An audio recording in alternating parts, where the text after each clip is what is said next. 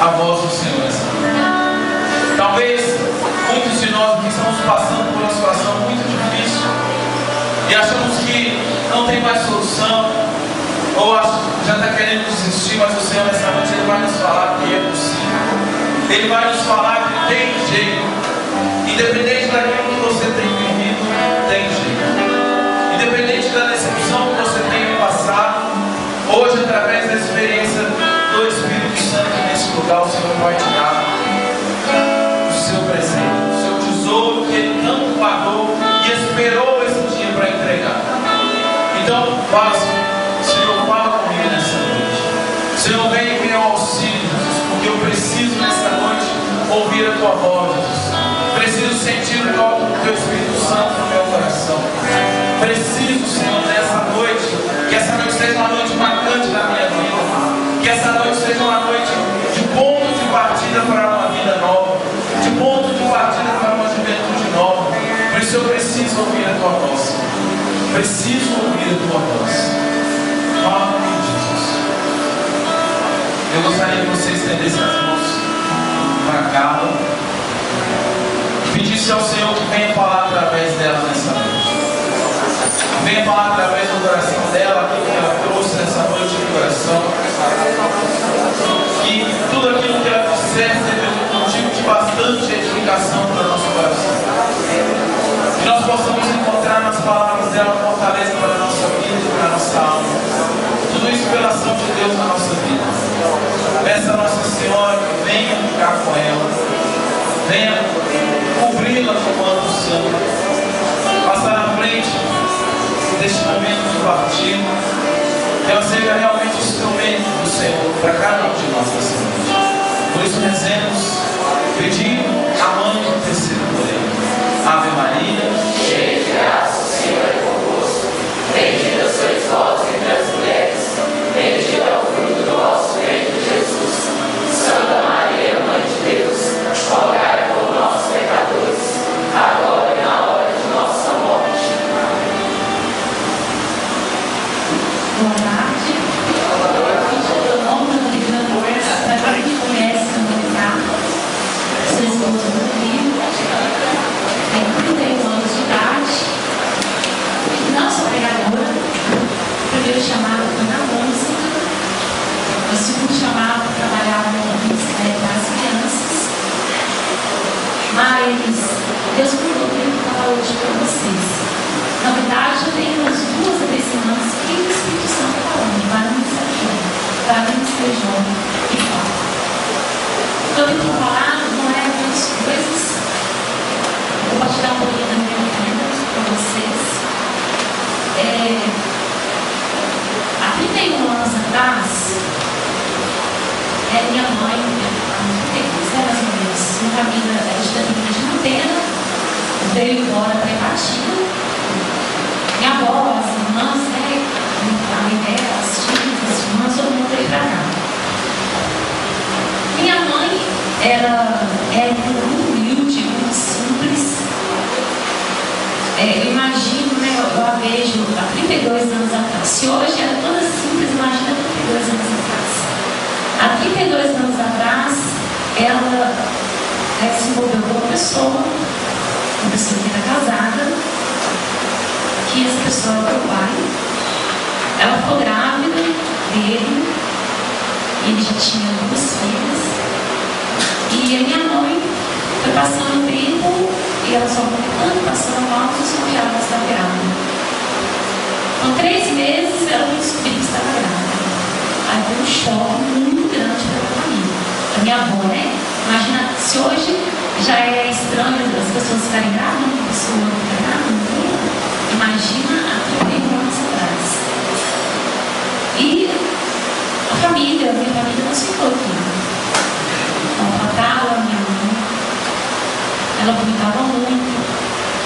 Um dia ela desmaiou, segundo ela, minha avó chutou ela, tinha que pagar a procura, o lugar não prestava, e mandou minha mãe embora de casa. Não teve apoio de muitas pessoas, os meus 8 irmãos. Uma irmã dela que é minha tia, agora ainda, que é Belo Horizonte, falou com ela, vem embora pra cá. Minha mãe foi. E ela se mudou recente. A minha mãe, ela cismou que ela não gostava de Belo Horizonte, ainda não gosta. Cismou que tinha que ir embora. A minha tia falava pra ela, não vai lá não.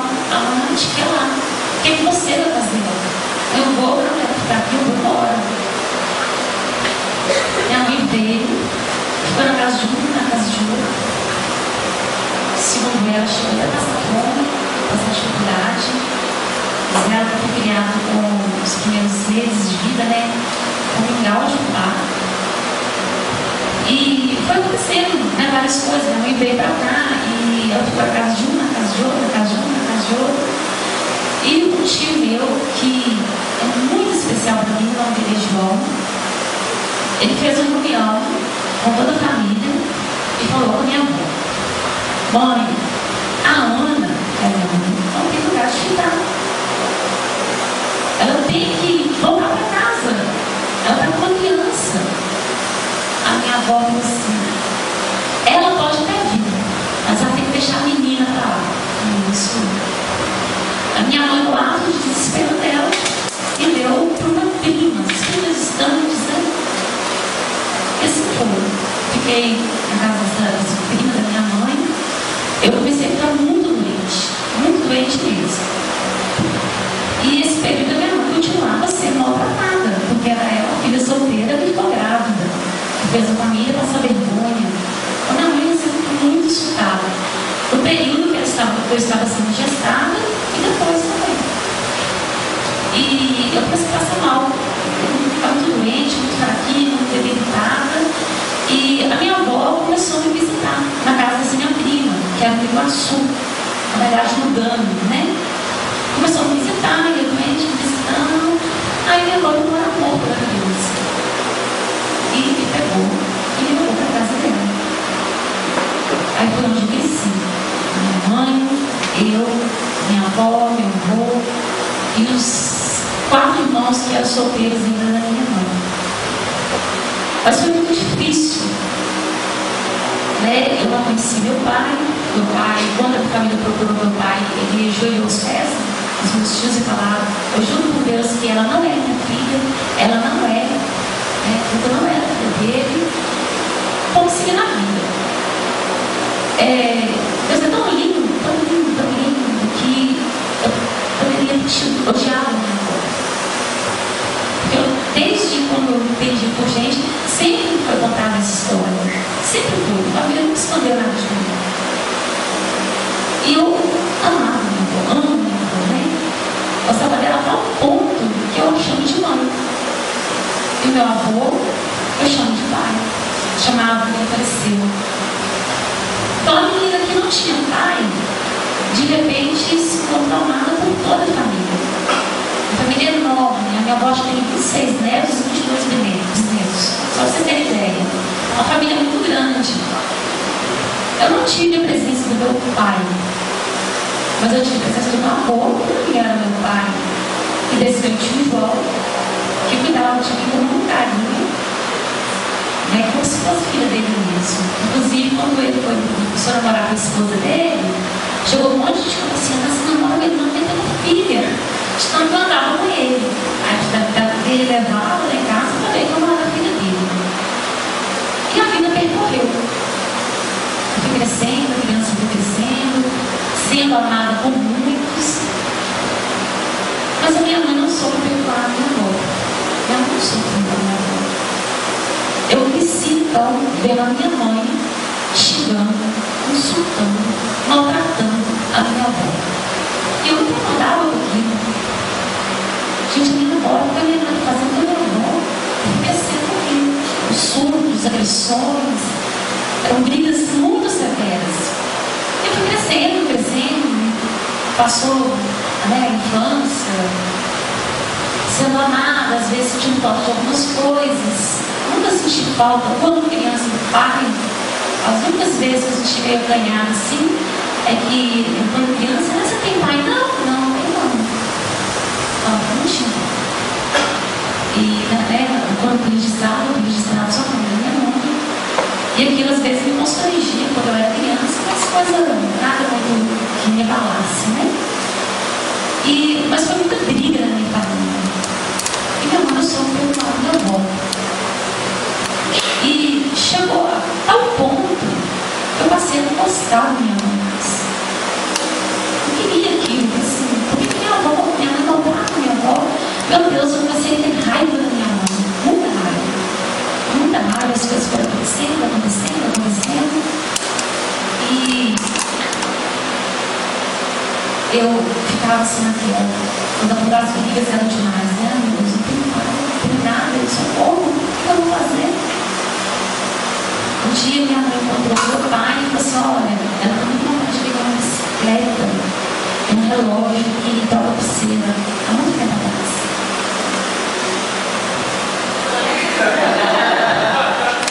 Eu não ganhei esse relógio, ganhei essa bicicleta. A minha bicicleta eu comprei, já tinha conhecido o Rodrigo já. Eu comprei a bicicleta com dinheiro no meu trabalho. Quando veio essa mão, começou a onda do relógio, eu falei: opa, agora eu vou comprar um relógio. Fui lá, montei um saco, vou fazer o meu desejo de infância. Eu vou comprar um relógio.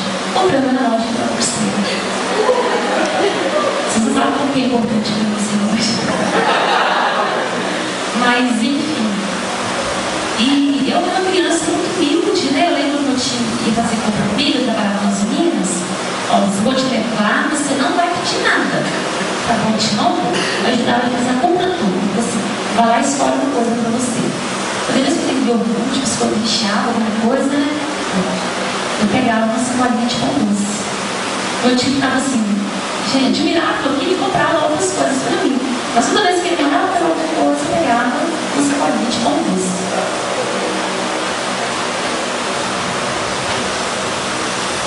E o tempo foi passando, muitas brigas. Eu parti, depois de velho, eu comecei a sentir falta de um pai. Mas, meu Deus, eu podia tanto ter um pai. Se eu tivesse um pai, eu não teria esses problemas. E agora? O que eu faço? O que vai ser da minha vida? Aí passou o tempo, eu já estava com os meus 18 anos. Aí eu comecei a frequentar a igreja evangélica. Fiquei 3 anos na igreja evangélica. Pulando, né? Porque eu era católica de banco. Estava comentando com a Nath, sua irmã. Falei com ela: Nath, se eu conhecesse a igreja católica naquele tempo, como eu conheço hoje, eu jamais teria frequentado outra igreja. Porque eu não aceitei Jesus, como se dizem, né? Não aceitei Jesus porque eu achava que eu ia me converter, me batizar, aquela coisa toda. Mas Deus é muito lindo, Ele cuida da gente no tempo todo. E eu comecei a me afastar também da igreja. Eu era católica de campo, evangélica de campo. Mas sempre Deus cuidou muito de mim. Tanto que quando eu era criancinha, quando eu cometi um pecado, achava que eu cometi um pecado, eu pegava um monte de grão de feijão, colocava no cantinho e ajoelhava. Como criança, pedindo a Deus perdão. Minha alma sempre clamou a Deus, mesmo não conhecendo, mesmo não tendo oportunidade de ter isso que vocês têm hoje. Eu peço que vocês deem muito valor, porque eu não tive nada disso na minha adolescência, nada. E eu namorei 1 ano e meio, meu namorado tinha 15 anos, eu queria, mas eu namorei.